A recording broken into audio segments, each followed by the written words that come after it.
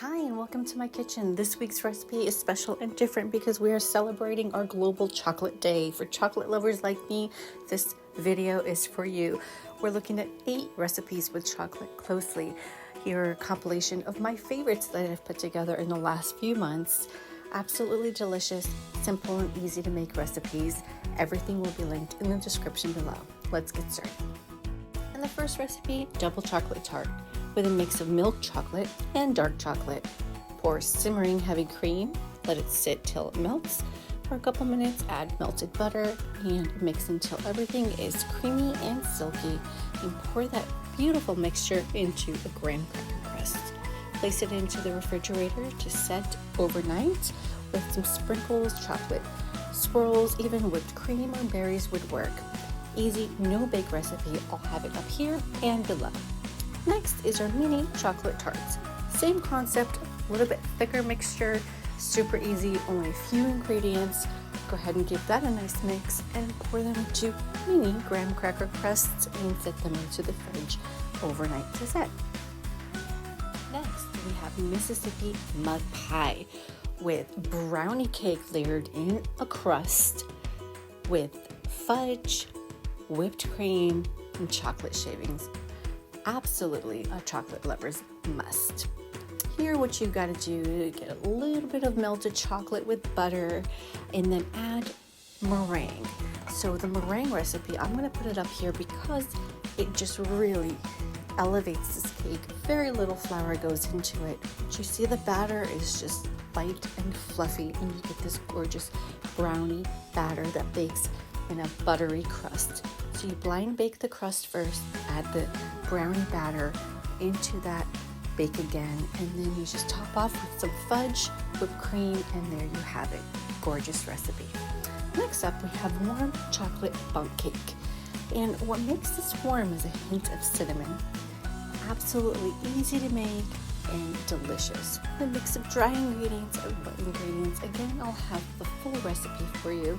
And here is this gorgeous glossy chocolate glaze that comes together with 3 or 4 ingredients. Absolutely delicious and a showstopper.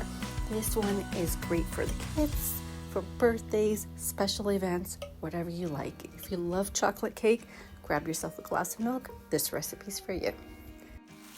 Next up, only 3 ingredients, chocolate almond bark.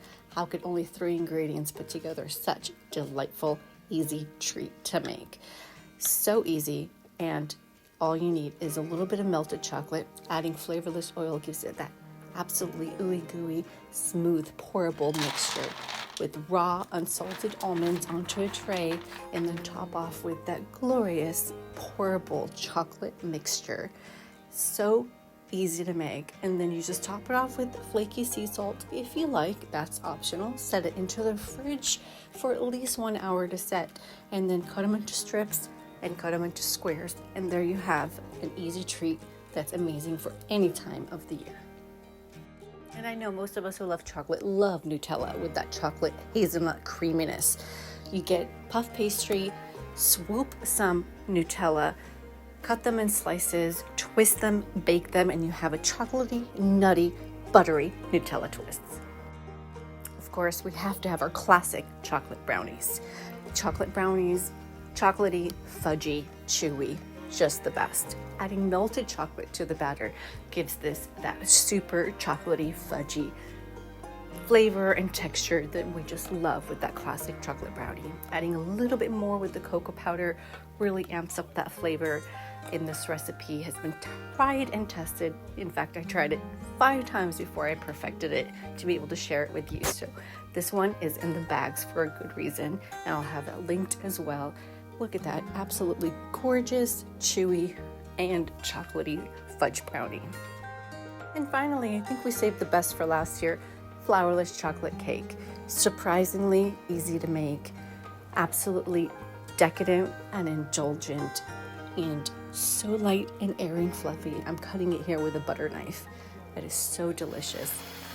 Really, one of the most important things is to use a mixer when you're making anything that's flourless, because you want to add as much air into the batter as you can. So using meringue, mixture, and fluffing as much air into the batter with this luxurious batter that puffs up and rises so beautifully, and then it kind of sinks down a little bit, dusting of a little bit of powdered sugar, some cream or berries. This recipe is absolutely delicious and one for the books as well. So here are my 8 recipes. I hope you've enjoyed them all. Let me know if you've tried any of them and how they've come out in the comments. And don't forget to like and subscribe. New videos every Monday. Appreciate you watching, and I'll see you next week. Bye for now.